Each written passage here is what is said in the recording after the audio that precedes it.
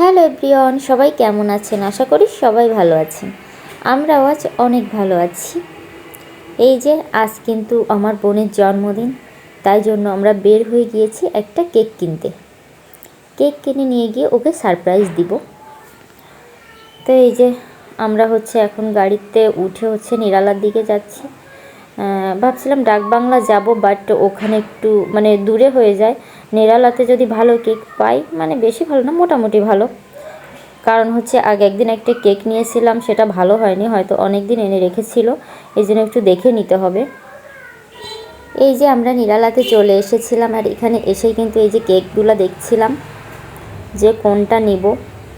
Choose করতে অনেকগুলো আছে, তো চুজ করতে অনেকটা টাইম লাগে।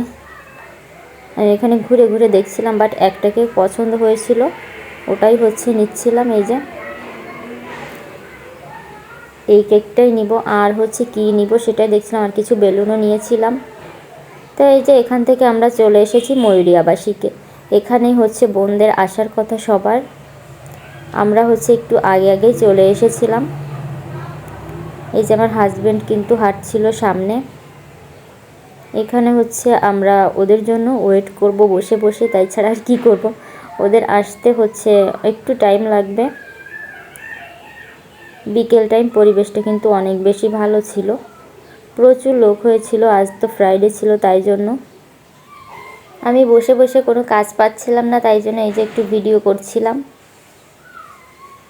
ময়ূরীতে খুব বেশি আসা হয় না, অনেক দিন পর আসছে, আগে প্রায় আসা হতো।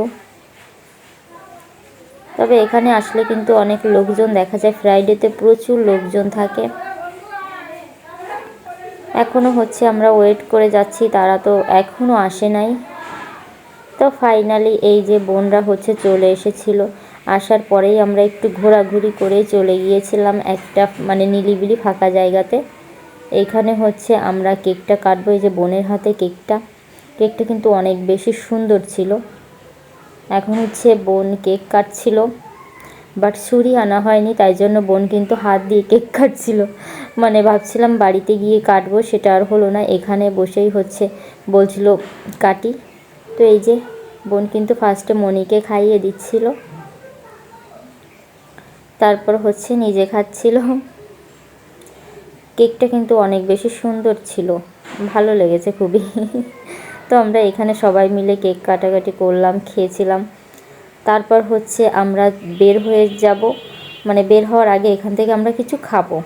তো এই যে ময়ূরী আবাসিকের কিন্তু গেটের এইখানে অনেক খাবার থাকে। তো আমরা এখান থেকে ফুচকা খেয়েছিলাম, কদবেল খেয়েছিলাম, আরও অনেক কিছুই খেয়েছিলাম, বাদাম নিয়েছিলাম, আরও কী নিয়েছিলাম। তো তখন ওখান থেকে খাওয়া দাওয়া করেই বাসায় চলে গিয়েছিলাম। আজকের ব্লগটা এই পর্যন্তই, টাটা।